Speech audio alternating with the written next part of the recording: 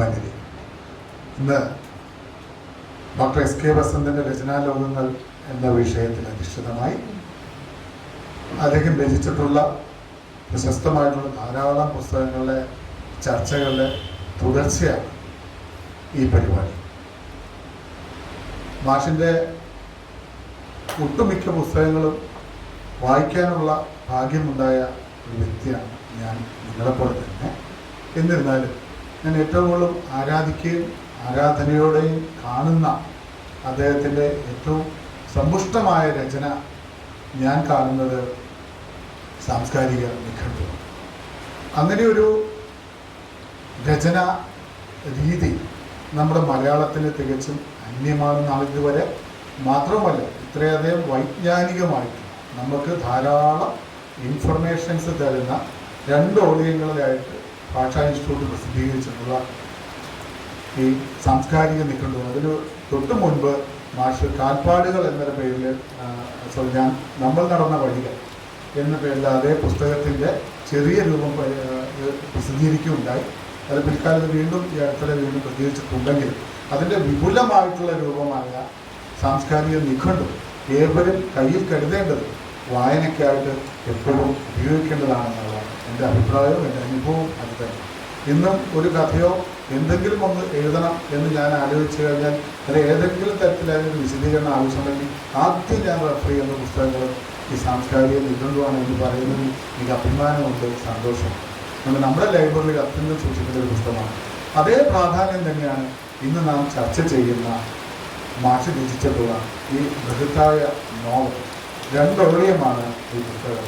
കാലം സാക്ഷി എന്ന് പറയുന്ന ഈ നോവലിൻ്റെ വിശദാംശങ്ങളെക്കുറിച്ച് ടിവിയും കൃഷ്ണമാഷും അതുപോലെ ഡേവിസേനും വിശദമായിട്ട് പറയുന്നതുകൊണ്ട് ഞാൻ ഈ നോവലിലേക്ക് കടക്കുന്നില്ല. പക്ഷേ ഈ നോവലിൻ്റെ പിന്നിൽ എനിക്ക് വ്യക്തിപരമായിട്ടുണ്ടായിട്ടുള്ള ഒരു അനുഭവം അതിൻ്റെ കൂടെ ഒരു ഭാഗമായിട്ട് ഉണ്ട് എന്നുള്ളതുകൊണ്ട് അത് ഞാൻ പങ്കുവയ്ക്കാൻ ആഗ്രഹിക്കുന്നത്. കാരണം മാഷ് ഈ പുസ്തകം എഴുതിയ ശേഷം ഒരു ബൃഹത്തായ ഒരു രചനയാണ്. ഏതാണ്ട് 1400 പേജോളം വരുന്ന 2 ഓഡിയോകളിലായിട്ട് പ്രസിദ്ധീകരിക്കപ്പെട്ടിട്ടുള്ള ഈ പുസ്തകം വള്ളത്തോൾ വിദ്യാപീഠമാണ് പ്രസിദ്ധീകരിച്ചത്.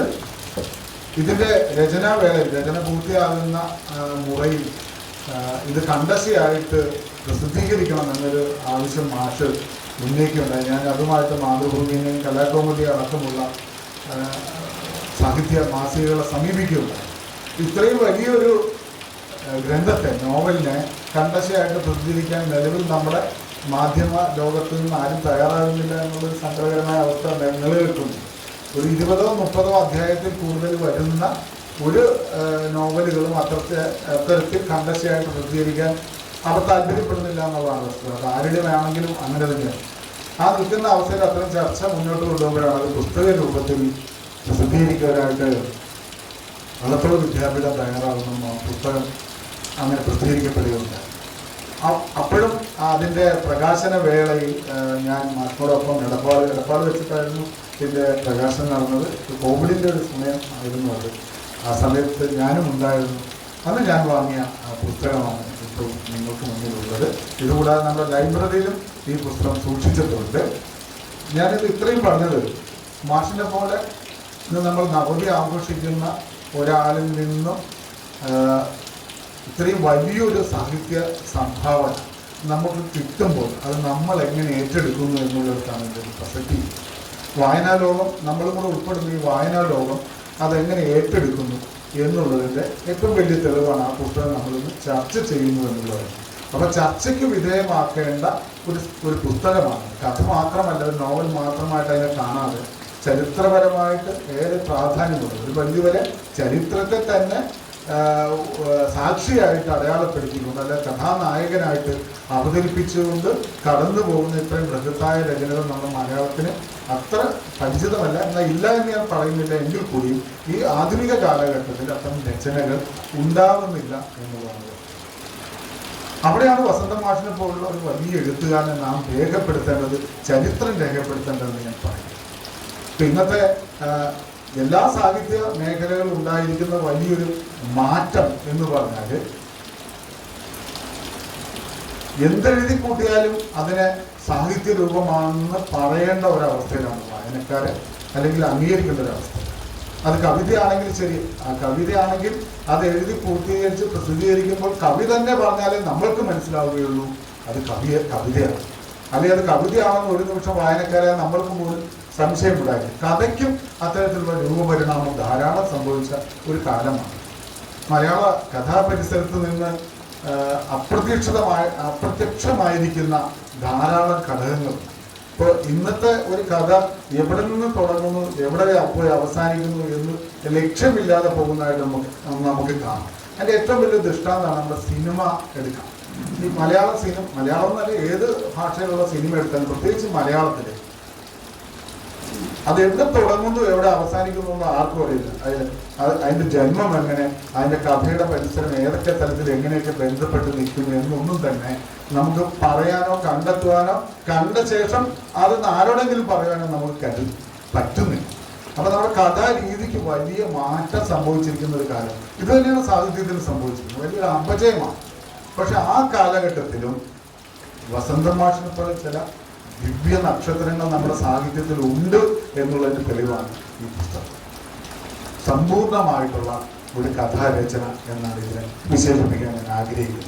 അത് ആധുനിക കഥാസമൂഹത്തിന് വായന രീതിയിലില്ല എന്ന് പറയേണ്ടി വരും. ഇപ്പൊ സിനിമ പാട്ടുകളെ സംബന്ധിച്ച് ധാരാളം പേര് ഇത്തരത്തിൽ വിമർശനം ഉന്നയിക്കാറുണ്ട്. പണ്ടത്തെ പാട്ടുകൾ അങ്ങനെയായിരുന്നു, ഇങ്ങനെയായിരുന്നു, ഇന്ന് അത്തരം പാട്ടുകൾ ഉണ്ടാകുന്നില്ല എന്നൊക്കെ ഒരു പരിധി വരെ ശരിയായിരിക്കും. പക്ഷെ നമ്മൾ കാലത്തിനൊപ്പം കൂടി കുറച്ചും കൂടി സഞ്ചരിച്ചു കഴിഞ്ഞാൽ ഈ വ്യത്യാസത്തെ നാം മനസ്സിലാക്കണം. പക്ഷെ അങ്ങനെ മനസ്സിലാക്കുമ്പോഴും നമുക്ക് നഷ്ടപ്പെട്ടു എന്ന് കരുതിയ ആ ഒരു സൗഷ്ഠവം, രചനാ സൗഷ്ഠവം ഇടയിലെങ്കിലും ഉണ്ടാകുന്നു എന്നുള്ളതാണ് ഇത്തരം രചനകളിലൂടെ അല്ലെങ്കിൽ മലയാള ചലച്ചിത്ര ഗാനങ്ങൾ എടുത്താലും ഒക്കെ നമുക്ക് മനസ്സിലാവും. അപ്പൊ അതുകൊണ്ടാണ് പഴയ പാട്ടുകൾ വയലാറിന്റെ എം ഡി രാജേന്ദ്രന്റെ ഒക്കെ എടുത്തിട്ട് ഇപ്പോഴും നമ്മൾ തുടർച്ചയായിട്ട് കേട്ടുകൊണ്ടിരിക്കുന്നു. പാടുന്നതൊക്കെ അതിന്റെ ആസ്വാദ്യത കൊണ്ട് മാത്രമല്ല, അതിന്റെ രചനാരീതി കൊണ്ടുമാണ്, അർത്ഥസമ്പുഷ്ടമായ വരികൾ കൊണ്ടുമാണ്.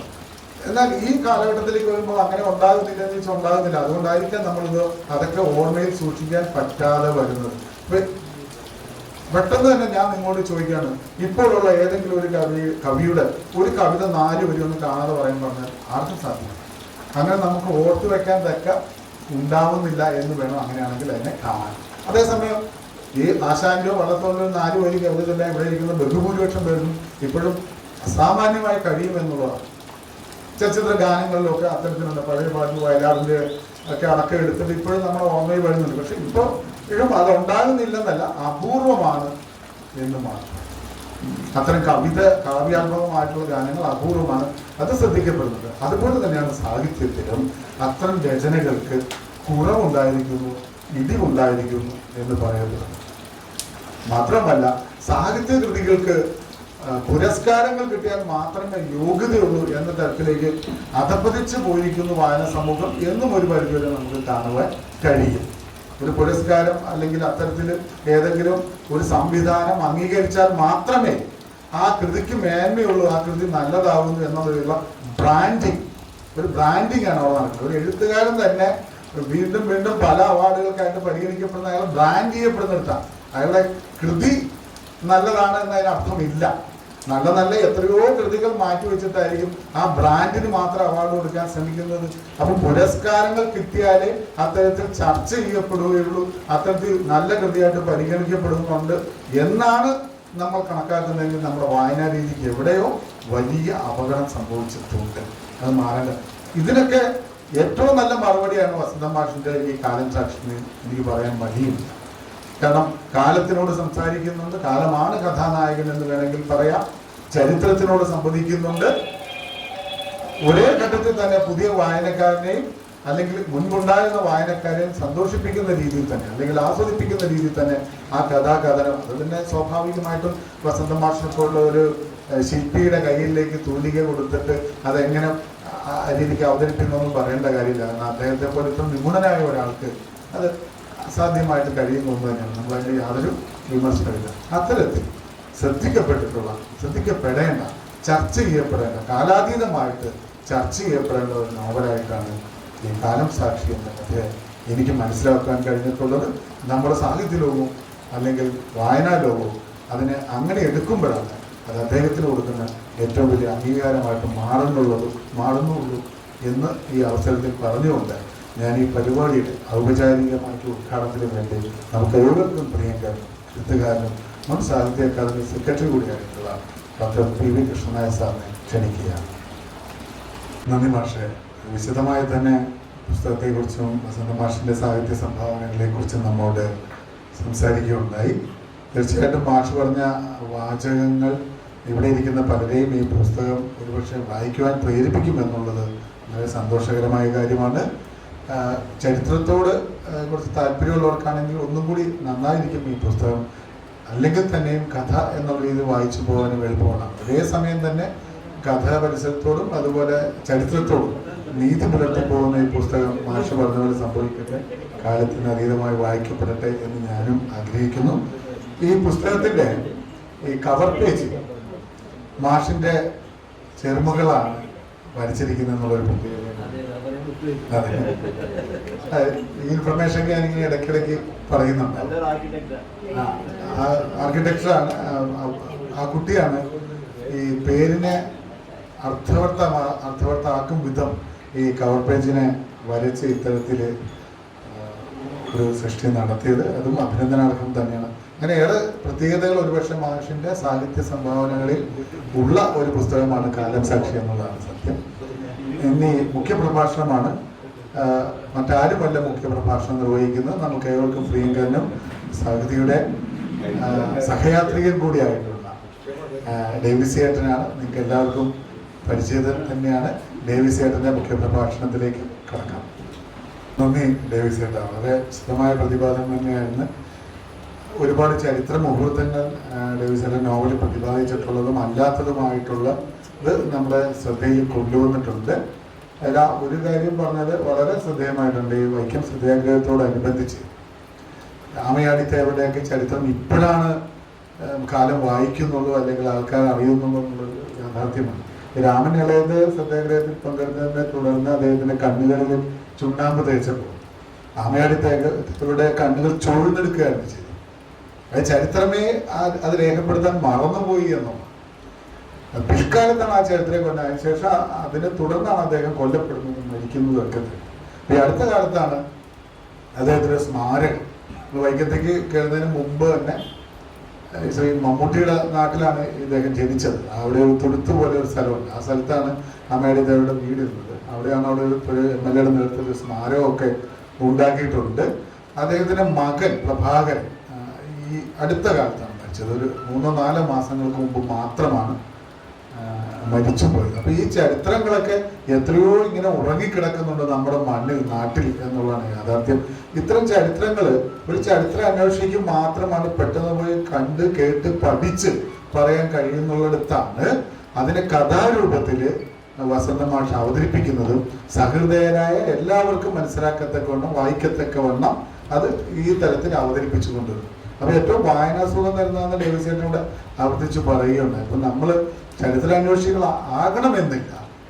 യാഥാർത്ഥ്യങ്ങൾ, ചരിത്ര യാഥാർത്ഥ്യങ്ങൾ അറിയുവാനും നമ്മളെങ്ങനെ നാമായി എന്നുള്ളതിനെ കുറിച്ചുള്ള ഒരു അന്വേഷണവും കൂടിയാണ് ഈ കഥാപുസ്തകങ്ങൾ വായിക്കുന്നതിലൂടെ കിട്ടുന്നതെന്നുള്ളതാണ് ഡേവിസേട്ടൻ പറഞ്ഞ് അവതരിപ്പിക്കാൻ ശ്രമിച്ചെന്നുള്ളത് ശ്രദ്ധേയമാണ്. ഇനി നമ്മളേവരും കാത്തിരുന്ന മറുമൊഴിയാണ്. മറുമൊഴി പ്രസംഗത്തിനായിട്ട് വസന്ത മാഷിനെ മാഷിൻ്റെ നിർദ്ദേശം അതാണ്. ക്ഷമിക്കണം, ഞാനത് മുൻകൂട്ടി സൂചിപ്പിക്കാൻ പറഞ്ഞുപോയി. ആർക്കെങ്കിലും പുസ്തകത്തെക്കുറിച്ചുള്ള വായനാനുഭവങ്ങൾ അല്ലെങ്കിൽ മറ്റെന്തെങ്കിലും കാര്യം ചോദ്യങ്ങൾ ഉൾപ്പെടെ ഉണ്ടെങ്കിൽ അതിനുള്ളൊരു അവസരമാണ്. ഒരു 10 മിനിറ്റ് സമയമുണ്ട്. അതിനുശേഷം നമുക്ക് മാഷിൻ്റെ പ്രസംഗത്തിലേക്ക് കടക്കാം. ഇന്ന് ഈ സദസ്സിന് ഇത് ഞാൻ പറയുമ്പോൾ ആ സമയം കൊണ്ട് നിങ്ങൾ ആലോചിച്ചോണേ. അതിനിടയിൽ ഞാനിത് പറയുന്നത് ധന്യമാക്കിയതിൽ വിശിഷ്ടരായ ചിലരും കൂടിയുണ്ട്. ദാസ് മാഷ് വന്നിട്ടുണ്ട്, ശശിമാഷ് വന്നിട്ടുണ്ട്, MD രത്നമ്മ ചേച്ചി അടക്കം നിരവധി പ്രമുഖർ കൂടി ഇന്നത്തെ നമ്മുടെ ഈ പരിപാടിയിൽ പങ്കെടുക്കുന്നുണ്ട് എന്നൊരു പ്രത്യേകതയും കൂടി. ആർക്കെങ്കിലും സംസാരിക്കാം, ചോദ്യങ്ങൾ ചോദിക്കാം, അല്ലെങ്കിൽ ഈ പുസ്തകത്തെക്കുറിച്ചുള്ള വായനാനുഭവം ഉണ്ടെങ്കിൽ വളരെ നന്നായി. നമ്മളിത് 2-3 മാസം മുമ്പ് ഈ പുസ്തകം ലൈബ്രറിയിൽ വെച്ചിട്ട് അനൗൺസ് ചെയ്തിട്ടുള്ളതാണ്. പുസ്തകം വായിക്കണമെന്ന് എല്ലാവരും കുറേ പേരൊക്കെ എടുത്തുകൊണ്ട് വായിച്ചിട്ടുണ്ടായിരുന്നു. അവർക്കുള്ള അവസരമാണ്. പുസ്തകത്തെക്കുറിച്ച് സംസാരിക്കാൻ ആർക്കെങ്കിലും ആഗ്രഹമുണ്ടാകാനുള്ള അവസരമാണ്. അല്ലെങ്കിൽ നമുക്ക് കാര്യപരിപാടിയിലേക്ക് കടക്കാവുന്നതാണ്. ഞാൻ മറ്റൊരു ശ്രദ്ധേയമായ കാര്യം പറയാൻ മറന്നുപോയി, തുടക്കത്തിൽ പറയേണ്ടതായിരുന്നു. ഇവിടെ തൃശ്ശൂർ ലിറ്റററി ഫോറം രൂപീകരിച്ചിട്ട് 5 വർഷമായി, സാഹിതി 2ാം വർഷത്തിലേക്ക് അടുക്കുകയാണ്. നമ്മൾ 200ാമത്തെ പരിപാടിയാണ് ഈ നടക്കുന്ന കാലവസാനം. അതിൽ തന്നെ സാഹിതിയിൽ നടക്കുന്ന 165ാമത് പരിപാടി. അത് വിത്തൗട്ട് എ ബ്രേക്ക് എല്ലാ ശനിയാഴ്ച, ഒരു ശനിയാഴ്ച പോലും ഈ 165 ശനിയാഴ്ചകളും മുടക്കം വരാതെ സാഹിതി നടക്കുന്ന അങ്ങനെ ഒരു പ്രത്യേകത കൂടെ ഉണ്ട്. അപ്പോൾ 200ാമത്തെ പരിപാടി വസന്ത മാഷിൻ്റെ വേണമെന്ന് വലിയ ആഗ്രഹം എനിക്കും ഉണ്ടായിരുന്നു. പക്ഷെ ഈ പരിപാടി പ്ലാൻ ചെയ്ത് കഴിഞ്ഞാണ് സത്യത്തിൽ ഇത് 200ാമത്തെ പരിപാടിയാണല്ലോ എന്നുള്ള തിരിച്ചറിവുണ്ടായിരുന്നു. യാദൃശ്ചികമായിട്ടാണ് വസന്ത മാഷിൻ്റെ പരിപാടി വന്നത്. അതെന്തായാലും ഒരു ഗുരുദക്ഷിണ പോലെ സ്വീകരിക്കണം. അപ്രതീക്ഷിതമായിട്ട് സംഭവിച്ചാണെങ്കിൽ അത് സംഭവിക്കേണ്ടത് തന്നെയാണ് സംഭവിച്ചത്. അത് നമ്മൾ മാനസിക ഐക്യമെന്നോ പൊരുത്തമെന്നോ ഒക്കെ നമുക്ക് പറയാം. ഇനി നമുക്ക് മാഷിൻ്റെ പ്രഭാഷണത്തിലേക്ക് കടക്കാം. മറുമൊഴിക്കായി വസന്ത മാഷിനെ ക്ഷണിക്കാം. സുദീർഘം സമഗ്രം മറ്റൊരു വാക്കും അതിനെക്കുറിച്ച് പറയാനില്ല. എല്ലാവരും ഇന്നത്തെ നമ്മുടെ സാഹിത്യ സായാഹ്നം ആസ്വദിച്ചു എന്ന് കരുതുന്നു. നമ്മുടെ പരിപാടിയുടെ അവസാന ഘട്ടത്തിലെത്തിയിരിക്കുകയാണ്. 6 മണിയായി.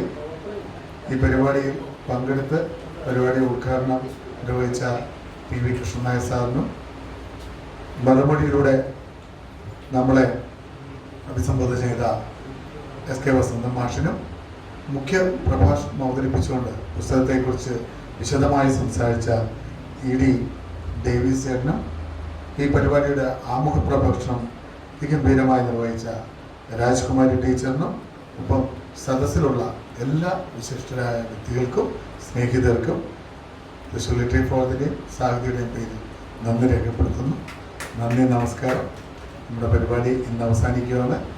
അടുത്ത ആഴ്ച മറ്റൊരു വിഷയമായിട്ട് ഈ പരിപാടി തുടരുന്നുണ്ട്.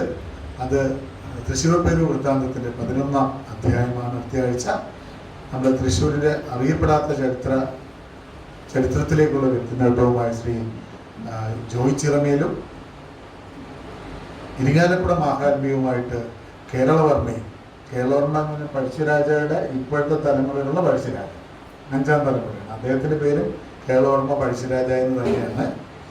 അദ്ദേഹം ഇരിങ്ങാലക്കുടയാണ് അവരുടെ അച്ഛൻ്റെ സ്വദേശം. അതുകൊണ്ട് ഇരിങ്ങാലക്കുട മാഹാത്മ്യം എന്ന പേരിൽ ഇരിങ്ങാലക്കുടയെക്കുറിച്ചാണ് അദ്ദേഹം സംസാരിക്കുന്നത്. പഴശ്ശിരാജയും ആ പരിപാടിയുടെ അധ്യക്ഷത വഹിക്കുന്നത് നമുക്ക് ഏവർക്കും പ്രിയങ്കരനായ ചരിത്രകാരൻ കൂടിയായിട്ടുള്ള ശ്രീ സൈമൺ വേലുക്കാരനാണ്. പരിപാടി ഉദ്ഘാടനം ചെയ്യുന്ന അടുത്ത മാസത്തെ എല്ലാ പരിപാടികളും അധ്യക്ഷനും ഉദ്ഘാടനം നമ്മുടെ കൂടെ എന്നുള്ളത് തന്നെയായിരിക്കും. അടുത്ത ആഴ്ചത്തെ ആദ്യ പരിപാടി ഉദ്ഘാടനം ചെയ്യുന്നത് രാജലക്ഷ്മി മാനവിയാണ്. അടുത്ത ആഴ്ച തൃശ്ശൂർ പേര് വൃത്താന്തത്തിൽ വീണ്ടും കാണാം. ഏവർക്കും നന്ദി, നമസ്കാരം. 6 മണി പരിപാടി അവസാനിച്ചതായിട്ട് അറിയിക്കുന്നു.